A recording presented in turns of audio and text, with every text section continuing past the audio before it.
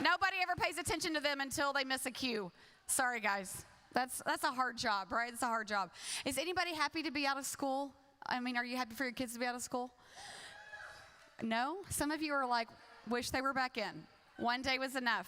So last week we had, I am happy that last week is over. We had a 5th grader being done with elementary. We have a middle, and then we had a senior. So we had a lot going on last week. And our school decided every day was like a 5th grade celebration day. Does anybody else?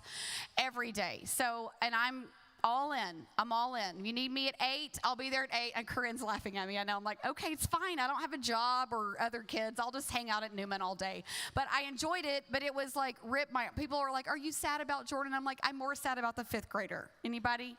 Just rip your heart out into a million pieces. And so we just had so much going on every day last week. And then we graduated our oldest. So many of you in here, who else has graduated their child this week or already has graduated kids? So you know what we feel like. Okay, we got about half. All right. It's hard, huh? A little bit. Anybody thinks it was like exciting and you were happy for it? Okay, so we're like, yep, it's time. Someone did say, I believe God designed 18-year-olds the way they are so that you could easily let them go and release them to college. I think that might be true too. Some of it's true. So anyway, I'm glad that it's over and we're into summer. And thank you so much for coming tonight. Last summer, we did an entire study on the book of Galatians. I nerded out on Galatians. You know, every week they were like, hey, you can't teach for an hour and a half. Nobody wants to do that. So I'm trying to keep it a little shorter. Every time I say that, I never hit my mark. So we'll see if we get out here on time. We'll see. So this year for Mother's Day, every year for Mother's Day, I speak at church. And this year, I went to Hannah. And if you don't know the story of Hannah, it's found in 1 Samuel chapter 1. And her story is pretty amazing. Some of you may have heard about her or read some things about her. But her story, we started it on Mother's Day. And there was so much in it that I thought, you know what? I'm going to save all this content. And we're going to do this for Sisterhood Summer Nights because I just couldn't let go of all the goodness that I kept finding in the text. So we're going to camp out on 1 Samuel 1. I thought, honestly, when I started putting this together, that we would be in chapters 2 and 3. We're still in chapter 1. I just couldn't get out. It's only going to be like 4 verses. But we're going to cover that tonight. And we've given you some notes. I hope that you'll take those. Some things that are different about Sisterhood Summer Nights, it's more of a teaching style, so I might sit down some. I might stand, but it's less preaching and more teaching. Do you know what I mean? So I may nerd out a little bit on some extra scriptures. I got a bunch of stuff up here, and I was like, I need a lot of tables, a lot of tabletops. I need a lot of space. So Hannah, just to catch you up, if you weren't here on Mother's Day, I want to catch you up a little bit on where we're at in her story. So we introduced her as the mother of Samuel. Have you heard of Samuel? Samuel was one of the great prophets of the Old Testament, and of course, Samuel did amazing things for God. Pastor Tim, my husband, covered a David study. It was more about Saul, but it was amazing back in the spring, and he talked a little bit about Samuel because Samuel was the prophet that came in and dealt with Saul and David both.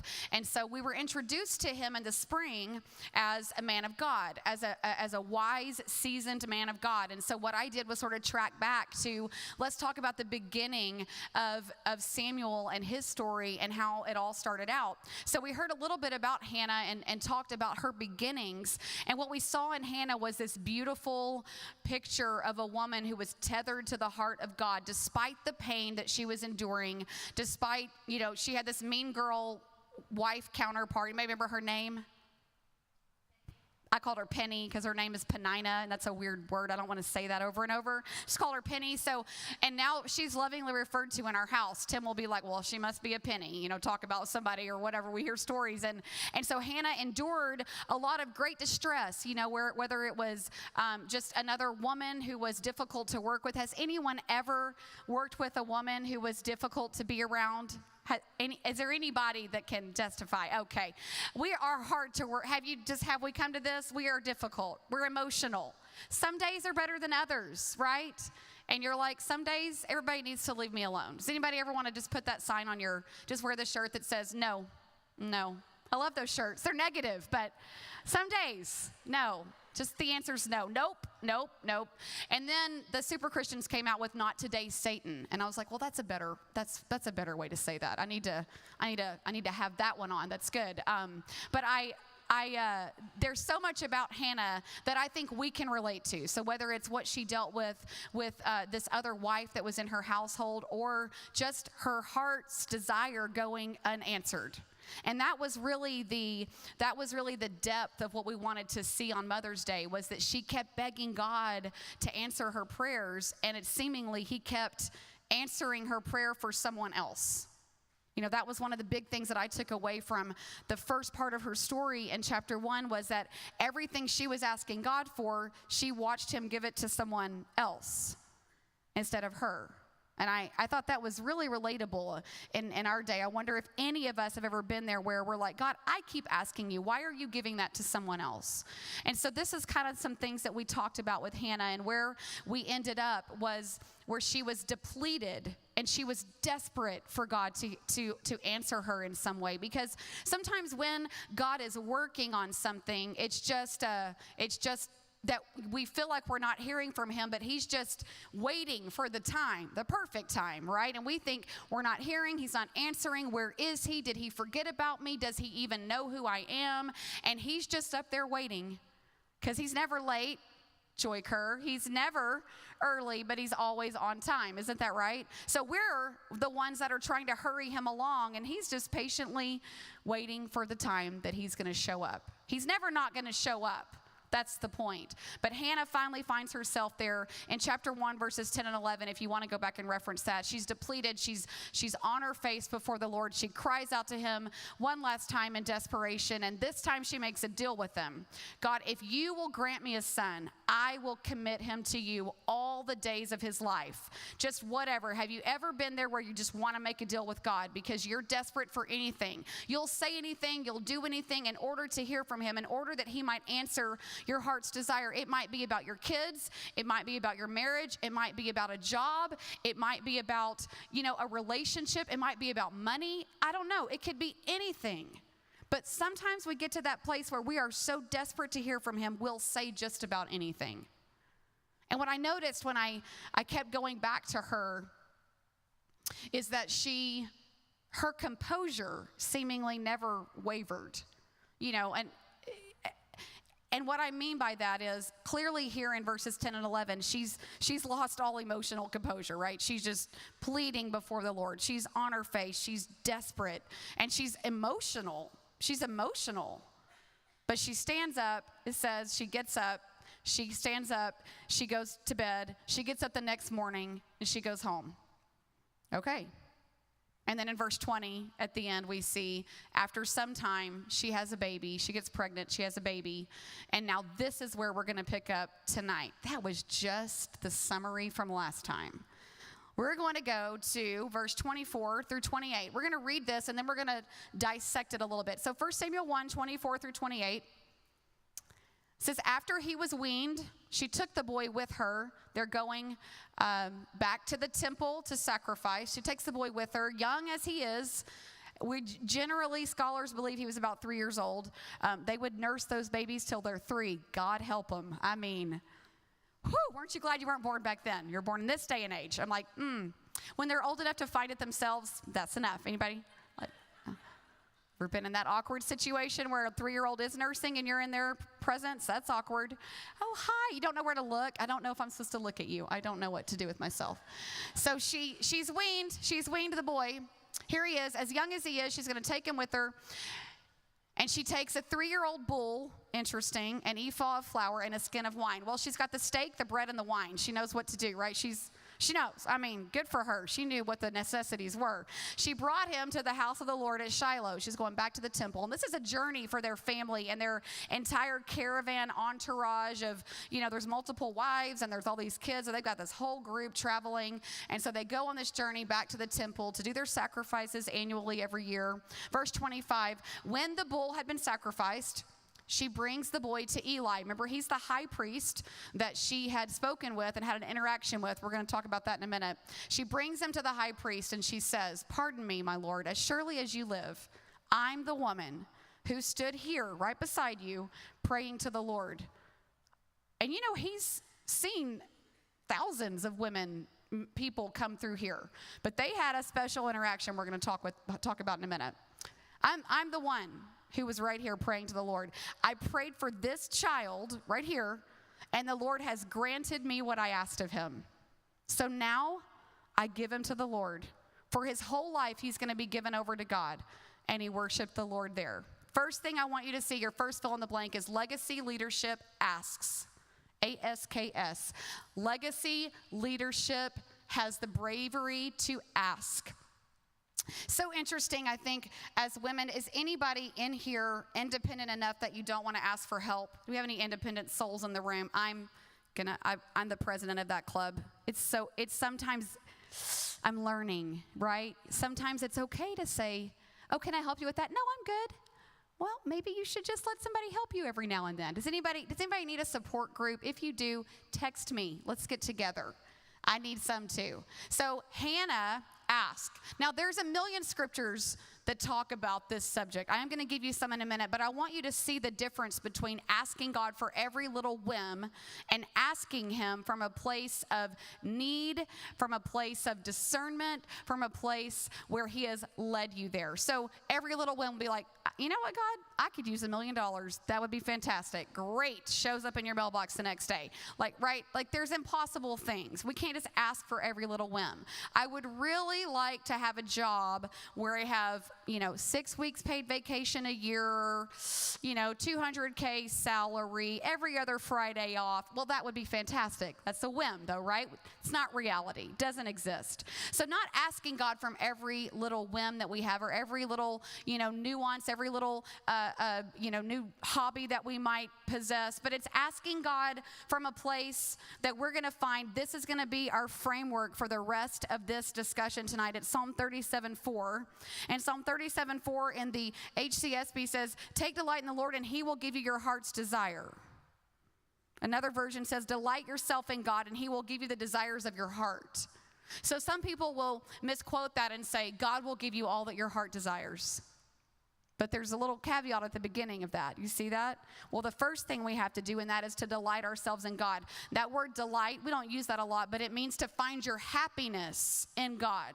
So find your happiness in me, he says, and then I will grant you the desires of your heart.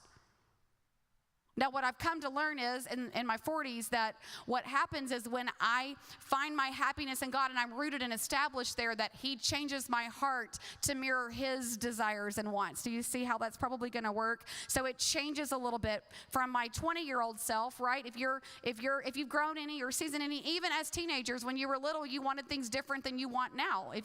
We've got young teens in the room and we've got college age in the room. At every season of life, you tend to get a little bit more wise. Have you learned that yet? Like, glad I went through that. It was hard, but it really did help me. So what we want to establish is this scripture kind of says it all. Take delight in the Lord, and then he'll answer your heart's desire.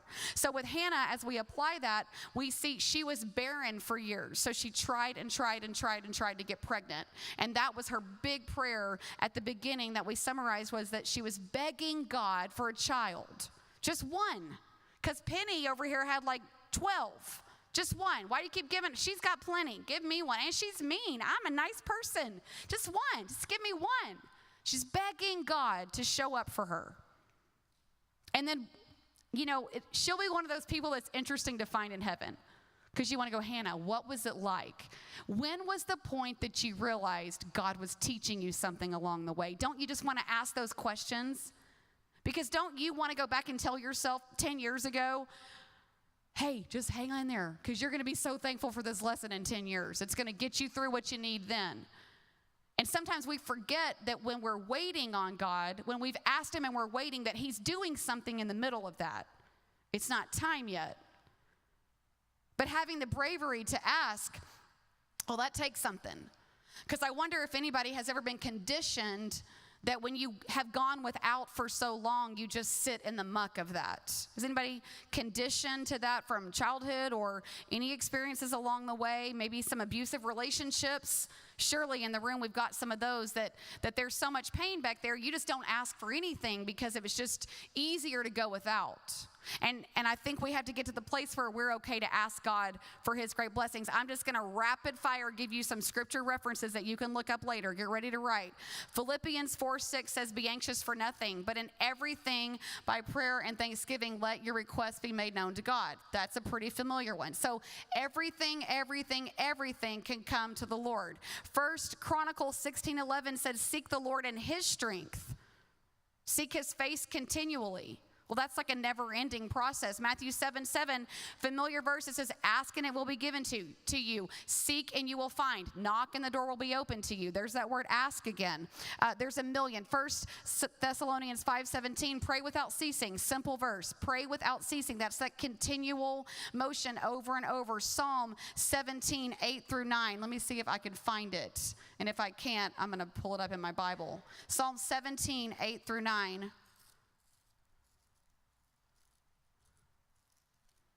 You know, I had a last-minute inspiration. I told him not even try to keep up with me. Keep me as the apple of your eye. Hide me in the shadow of your wings, God, from the wicked who despoil me, from those who would come against me. God, you I choose, you I seek all the days of my life. So in the middle of great despair and in the middle of things that are so hard we can't even put them into words, God is saying, just ask me and I will be there. Just ask me. Now, what we have to do is also be able to trust that he is going to do what he says he's going to do, because when he's not there at the moment that we want him to be there, we have to trust that he is there, even when we can't see him. Even when we can't see him. So first thing we see is leadership, legacy leadership learns to ask. Ask God. But asking in Psalm 37:4 posture and not in a selfish posture. The next thing I want you to see is that God's promise is to answer. So we got to ask and answer. And what you see here is that Hannah explains up in our text. She explains in verse 27, I prayed for this child, God granted me. I prayed, he asked, he answered. I asked and he answered me. So God's promise is to answer us no matter what. Again, if we see Psalm 37:4, it says, take delight in me, and then I'm going to give you the desires of your heart. He sees us. There was my mom told me a story of when I was probably 3 years old. I got into something at the house. Anybody have little ones? How's our preschool mommies doing? Just one? Is there just one? Okay, we've got a few. I'm like, okay. They can't raise their hand. It's too exhausting. I understand. Does anybody remember the constant redirection days? Oh, sometimes I'm like, oh, I wish my babies were little. And then you're like, you around a family for 10 minutes that has little ones. And you're like, oh, never mind. I'm good. That was fine. I'm glad that's over. So I was like 3 years old, and I'd gotten into something in the kitchen and made a big mess. And she gave me a little swat because my parents, oh, they beat us. Anybody else? I got beat. Yes, I did. And she said, don't you ever let me see you do that again, Carrie. You know, I toddled off, whatever. And I guess the next day I did it again. And she came in and found me, or found the evidence of it, and then went and found me in my room and said, Carrie, I told you not to do that again. And I said, but you didn't see me, did you, Mommy? I was like, oh, I bet you beat that out of me. That's deceit. Going to drive what wickedness out. I think sometimes we might think that God doesn't see what we're doing. Maybe God doesn't see what's happening in our lives. So we might be independently kind of running our ship aground and just trying to figure it out. If we're independent, we're just going to keep on pushing through to the other side. Or maybe we get to the place where we are so beat down by our own yuck or our own stuff, that the messes that we get ourselves into. Have you noticed yet that if you're left to your own self, you'll get yourself in a lot of trouble? Has anybody figured that out yet? When left to my own desires, I get myself in a world of hurt, right? We see that over and over, but I think sometimes we wonder if God sees us. I mentioned this at the beginning, and I wonder if there's anyone in the room who needs to hear tonight that God sees you. Because what he promises is that he will answer. It may not look exactly like you want it to look, but he is going to answer you. 2 Chronicles. I want to read 2 verses from 2 Chronicles. And 2 Chronicles has a lot of good stuff in it, but there's a great story in here about Jehoshaphat. Has anybody ever heard that word? Jeho. We're going to call him Jeho. I just give everybody a nickname. 2 Chronicles, the first verse I want you to see, I've jotted them down here, 2 Chronicles 14:11. This is actually about King Asa, but 14:11, I love how this is worded. It says, Asa called out to the Lord, and he said, Lord, there's no one beside you to help me in this battle. There's no one between the powerful and those who have no strength. So all the way from the most fierce warriors out here to the ones who can't hit anything, God, there's no one here that's going to help me. So help us. So help us, God. Help us, God, because nobody else can do it.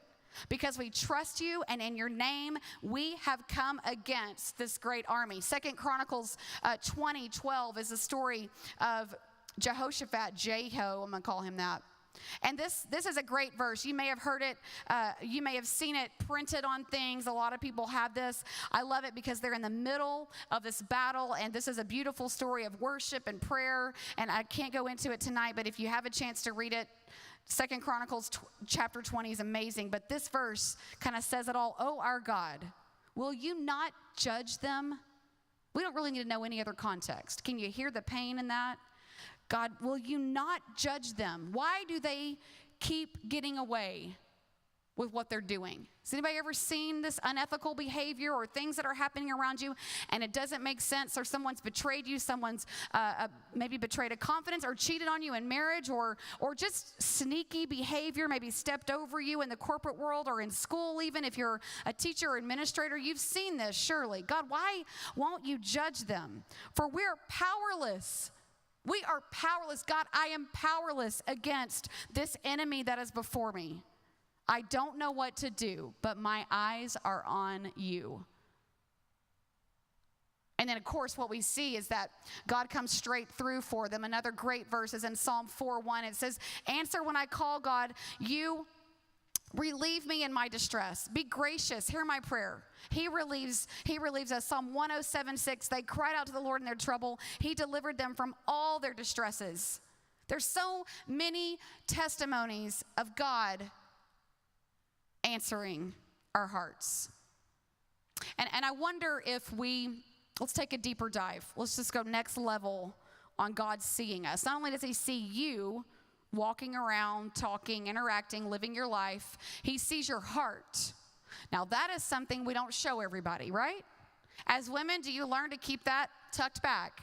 We come into a room, we might be together. If you've ever gone to a group, I've come to not enjoy large group lunches or gatherings because you can't get into a deep conversation. Have you noticed this? Anybody's shallow conversation wears you out after about 10 minutes. Is there anybody else? You're like, I don't know what to say. I don't know what to talk about. I can't keep doing this, right? I want to have a deep conversation. I don't want to dive in and freak you out, but I'd like to know how your day's actually gone, not just your surface answer. So if you want to be intentional in relationships, there's a little tip. Avoid large group lunches. Just go one at a time until you get them all hammered out, okay? There you go. Now, I wonder if anybody tries to portray something out here to image control to the world, but it's not really reflective of you on the inside. Have we ever been there? Has there ever been anything so painful that's happening in your life that you can't possibly imagine speaking it out loud? You can't possibly imagine sharing it with anyone because they're not trustworthy. You've been hurt enough and burned enough. You've watched it happen over and over, and you are not going to be that person again. It will not happen to me another time. Believe me, I've been there. I've been there this year. I don't know that we're ever going to be free from that struggle, right? Are we ever going to be free from hurt and pain at the hand of other people? The answer is no. So when we have these painful things, maybe you have trauma from your childhood or trauma from your teenage years, your young adult years, that your heart is so scarred up and not healed that you don't show it.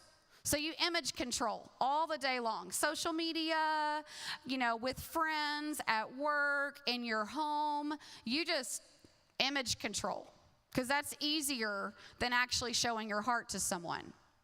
So we're going to do an exercise. I want you to close your eyes for a minute. I want you to close your eyes.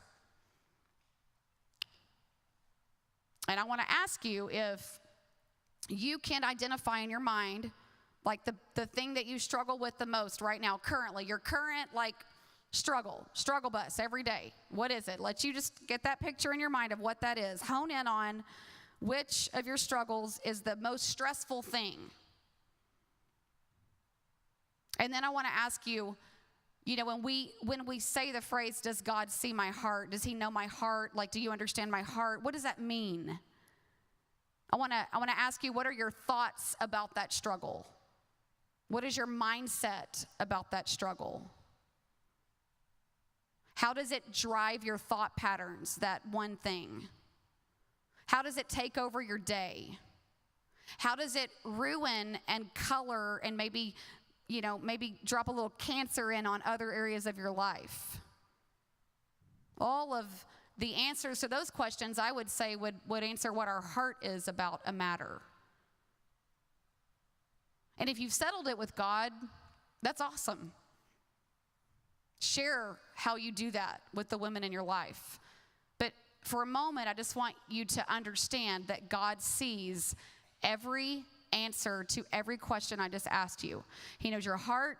He knows your mindset. He knows your thought patterns. He knows how it colors your day. He knows how it affects your marriage. He knows how it affects your kids. He knows how dysfunctional it is. He sees it all.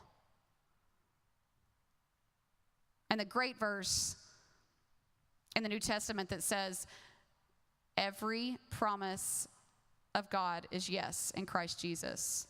Now open your eyes and write yours down and then cover it up. Everybody gets to cover it up. You can make initials if you don't want somebody to see it so nobody knows, but write it down. Write it down. You can code it if you want and then cover it so that nobody's going, oh, that girl covered hers. It must be something big. Everybody cover it. That way nobody thinks that. All right, then we can just all be free in here. Because if you can't be authentic with God, who can you be authentic with? So if you're going to have the bravery to ask him to intercede, you must identify and be authentic about what it is that you're needing. What are you asking him to do exactly? What is it you're wanting him to show up for? What is the promise that you'd like for him to come through on? What is the thing that you want him to change? And in the meantime, maybe you're going to learn that there is no one else like our God. The strongest among us, the weakest among us cannot help us, but only God can. Only God can.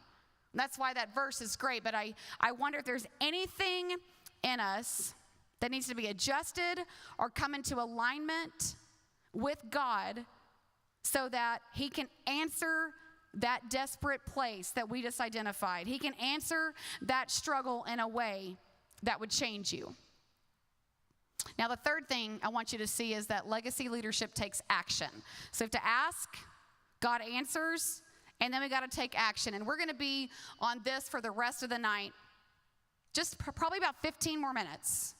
This is where I got excited. I got excited this morning as I was finishing this up. And I've been mulling this idea over in my head for about 4 months.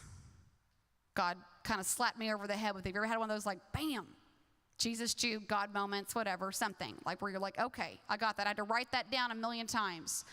Now look at verse 28 again. The first part of 28, just call it 28a. So she says, I've asked God, he's answered me. And now I'm going to give him to the Lord. Eli, I'm here, I'm going to give him to the Lord. And for his whole life, he's going to be dedicated to God. For his whole life, every day that he walks around, just leave that up there so we can just take a look at it. Because this is the deal she made, remember? So it's been 1 year, about a year. No, it's been 3 years, but it's been 3 years. She's here. He's weaned.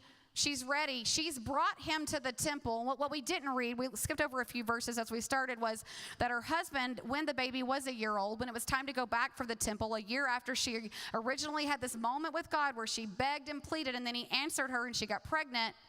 And her husband comes around the next year and says, hey, we're loading up to go back to the temple to Shiloh to worship. Are you coming? And she's like, I'm not going to go this year. I'm not going until I'm giving him up. And that's what I noticed in Scripture was that was the first time she said it to anybody else. She's only ever said it to God so far as we can read in the verses. Now, there's all kinds. Don't you just want to know what's happening behind the scenes? I want to know what happened. I want to know what Penny thought when she got pregnant. Oh, I want to know what Hannah was like. Boom, in your face. That's what I want to know. She probably had those. We have those thoughts. And then you're like, Jesus, cover me. So sorry. But, it's human. I want to know all those things. But so far as we know, she hasn't told anybody. She tells him, I'm not going to go until he's weaned. And when I take him, I'm going to leave him there at the temple, and he's going to be dedicated. He's going to stay there. So now she's here. She finds Eli. She gives him over. So she's asked God for the deepest desire of her heart.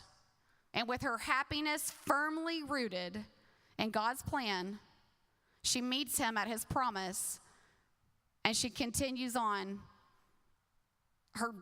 this deal she made, this incredible, unthinkable deal. Now, if you're a mom, I want you to think about what this would be like. Like, I want us to not skip over and gloss over what she is doing. If you're not a mom, think of the youngest kid in your life that you love to pieces. If you've babysat, or if you have a niece, or if you have a nephew, anything, any child in your life that you hold dear. And think about what she is doing. Because, when the guys are in here on Sunday morning, we can't really get into the girl stuff, but we can get into it here. Like, think about what she's doing. Now, at 3 years old, you might be like, you know what? Somebody else needs to take him before I shake him to death, okay? But seriously, to take him and never bring him back home. There has to be an action oriented with our faith, or else it's just words. It's just words. And Hannah is showing us the ultimate example of that. There is no greater sacrifice as a mother. Would you agree? There would be no greater sacrifice than to say, God, he's yours. You can have him and do whatever you want with him, Lord, because I trust you that much. Of course we trust God. Of course we do. But do we? I mean, of course we do. But to give my child? So the deal she made in desperation now is about to become her reality. And she says, Eli, I'm the woman that was here 3 years ago. Now, what we didn't cover on Sunday morning and Mother's Day was that Eli saw her praying that day and thought to himself, it literally says it in chapter 1, this woman is drunk. She's acting crazy. I mean, how drunk did she look? And in my mind, I'm like, how can grief be confused with drunkenness? But, sometimes you get a crying drunk and you got to handle them. Anybody? I'm just saying. Some people get emotional. She is all, to me, I'm like, she is all to pieces. She must have been outside of her mind with grief when Eli saw her. So when she says, hey, priest Eli, it's me, the drunk girl. I mean, I'm like, what did she knew that he would know who she was. Hey, it's me. I'm the woman. Remember the thing, the awkward. She's like, hey, I haven't had anything to drink. I'm praying. She defends herself. It's this funny interaction. I love the Bible. It's full of real life people and stories. I mean, has anybody ever been confused with being drunk and I don't know. It's just funny. It just cracks me up. But she's like, Eli, it's me. I brought my son. I've waited till he's weaned, and I brought him, and I brought him to be dedicated to the Lord to stay here.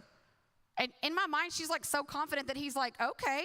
I mean, if somebody brought a child here and said, Tim, Carrie, we'd like to dedicate our child to the Lord. He's just going to be with you. I'd be like, oh, no, this is not in my calling. Nope, I don't see it written anywhere.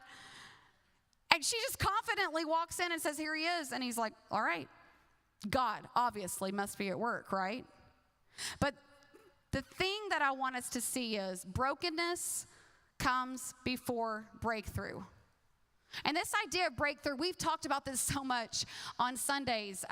It was the song Won't Stop Now that was introduced probably about a year ago that started this whole breakthrough discussion at GM. And you hear the word over and over now. Tim has used it on Sundays. I've used it on Sundays. The worship team has. Guest speakers even who don't really know GM have used it. So God is obviously using the word breakthrough as something happening. If you hear a word over and over, or you hear a theme over and over, God is trying to get your attention.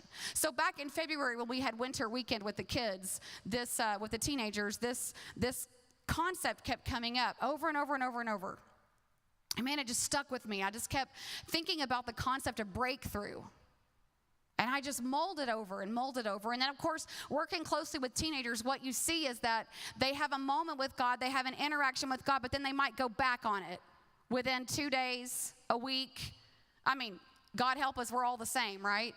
I'm like, honey, this struggle don't get any easier. Like, if you can't figure this out now, you're going to be doing this in 10 years, right? You know what I'm saying? Like, you ever repeat the same cycle over and over and you wonder, why am I back here? I felt like I dealt with that a decade ago. Well, it's because we didn't learn, and they're just starting out. And so what I noticed is it was heartbreaking to watch them go back on what they had dealt with on the weekend, a winter weekend, which was basically a retreat that we created for them. We have all these conferences and retreats for men and women.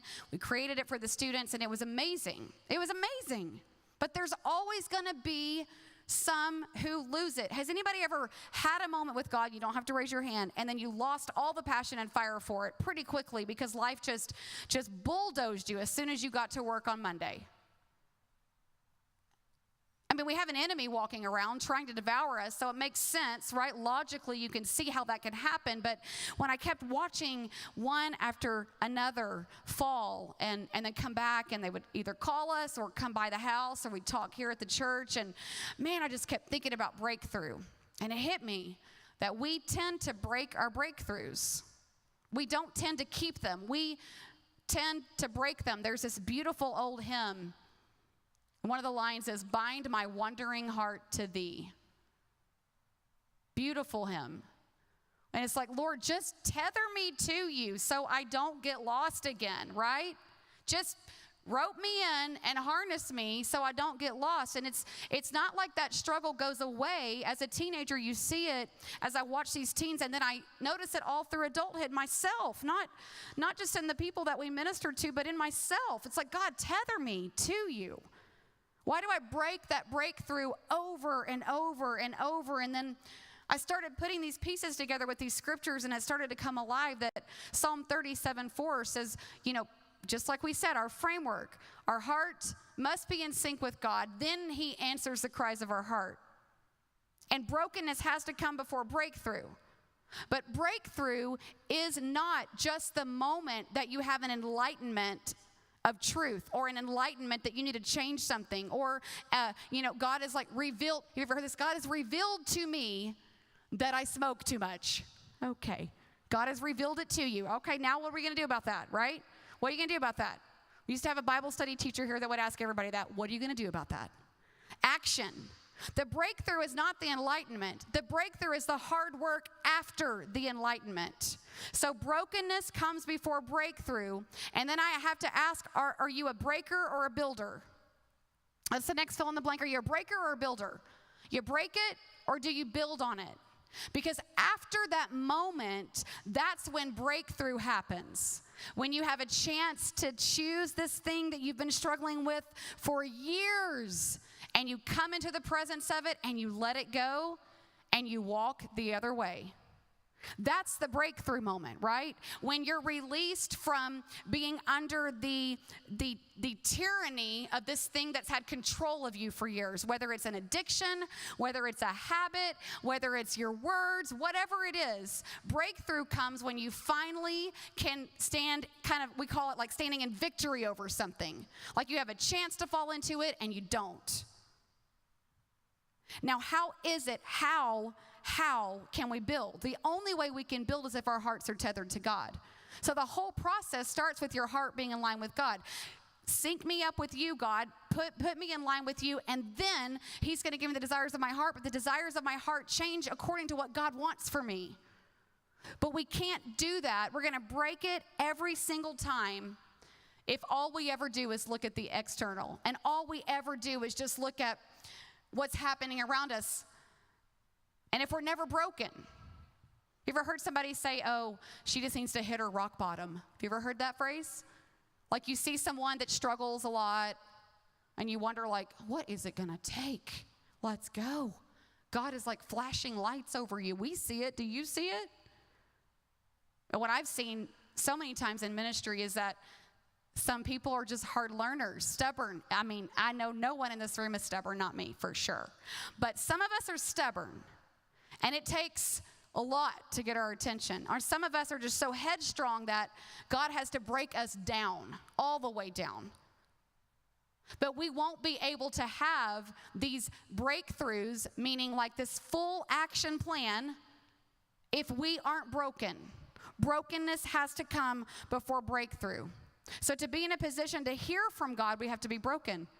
To even hear what that enlightenment is, to even hear what the truth is, to be able to stand in that and walk in it and not be weak coming against it once again, we have to be broken. It's an interesting concept, to be broken down to stand up. Hannah and her posture back in the earlier verses of chapter 1, we covered it back in May, but it's this beautiful moment where we see her on the ground with her face before the Lord, broken and crying out, completely out of her mind with emotion.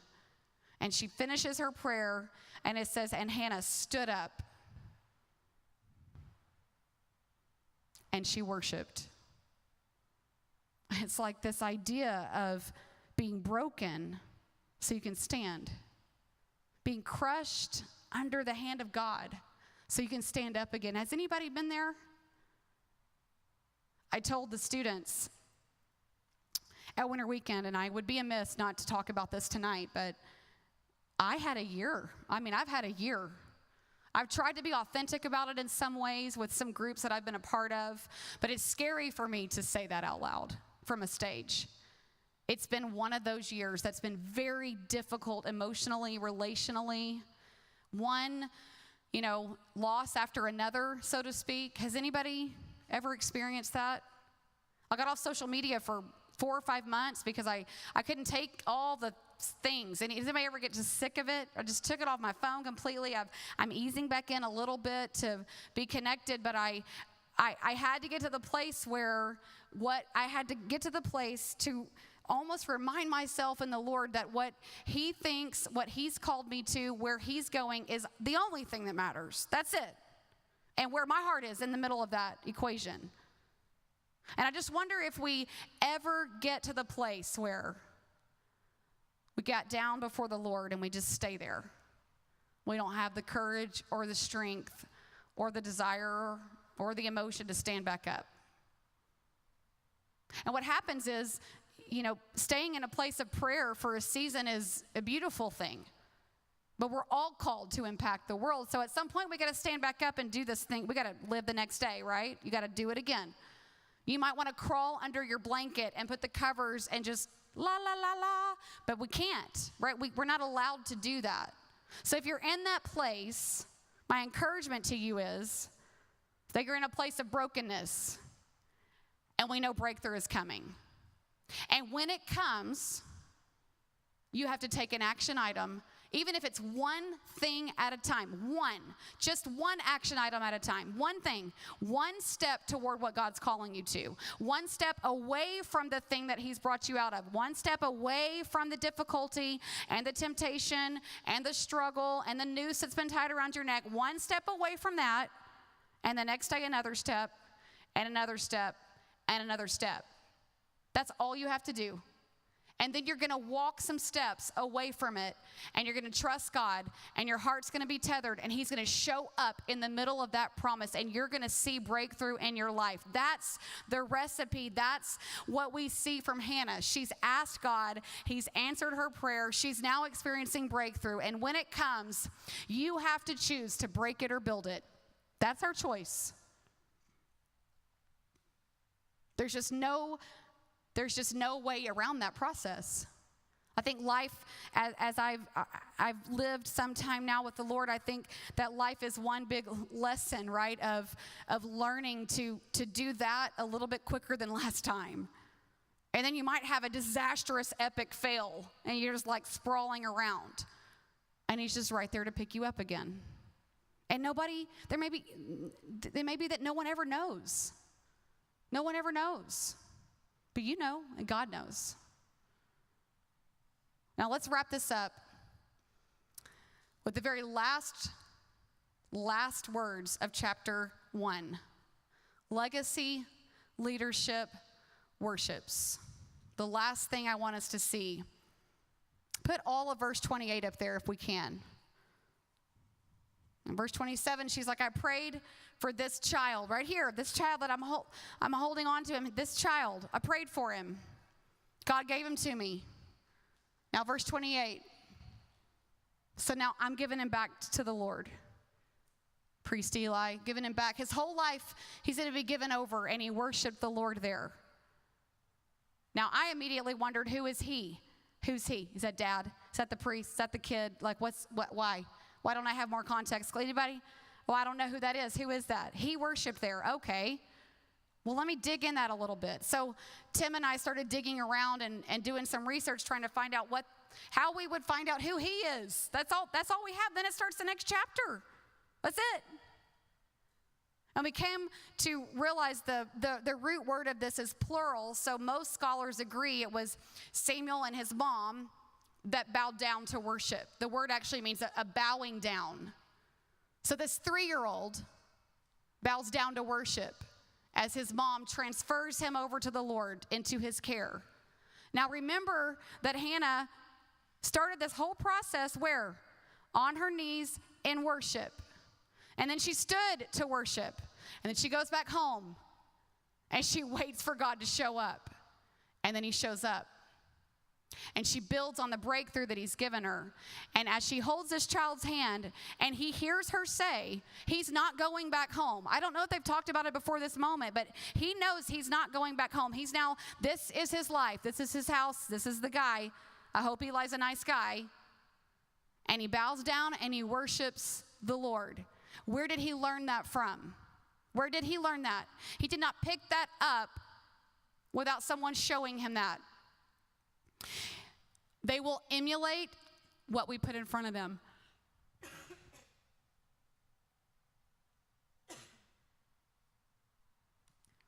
Let that sink in for a moment. Bow your head for a moment.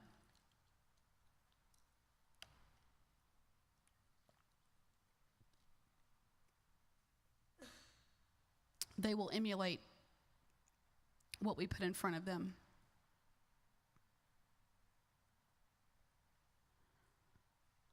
They will emulate what's on the TV and what's on the computer and what's on their tablet and their iPad.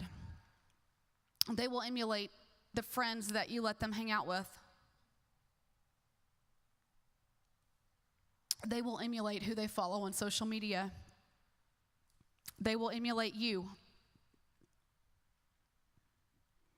They will emulate you when you're cursing, when you're drinking too much, when you're angry at everybody, when you're lashing out, when you're impatient, when you're unkind.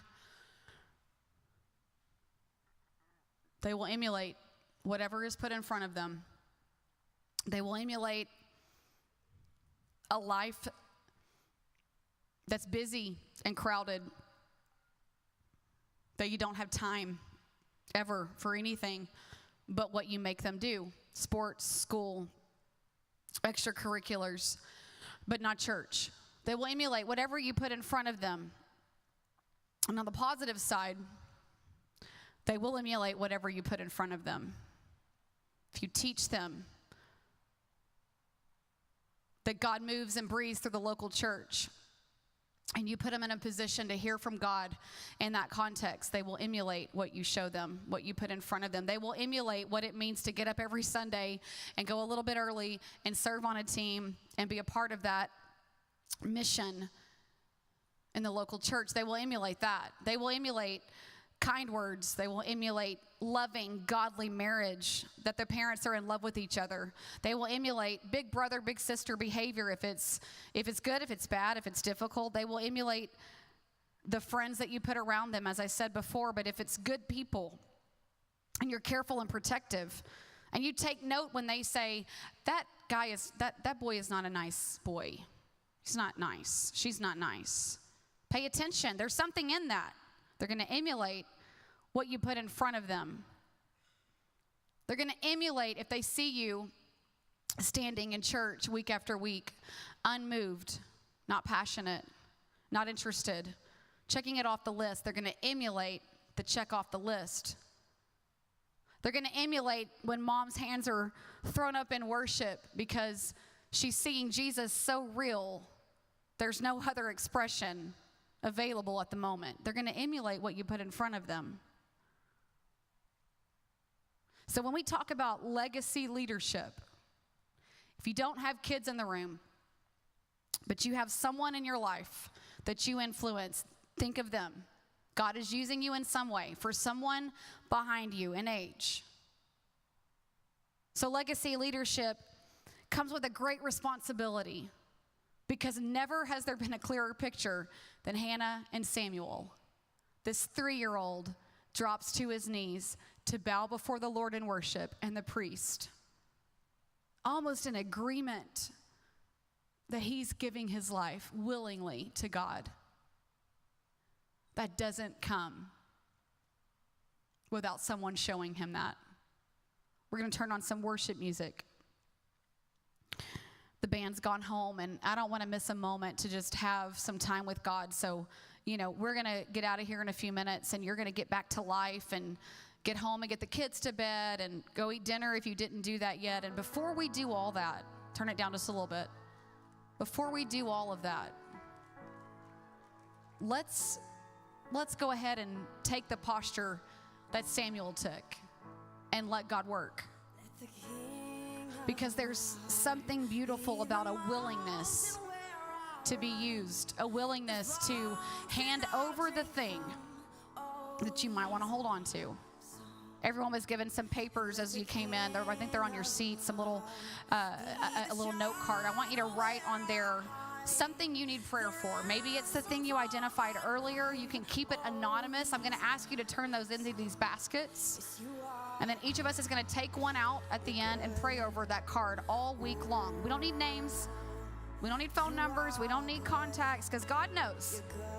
So when you get a card in a few minutes, you just know that God already knows everything on there. He knows way more than what's on that paper. But I want you to write down the thing that God is asking you to let go of. Are you brave enough to ask him to move in it and to work in it? Maybe it's for someone else.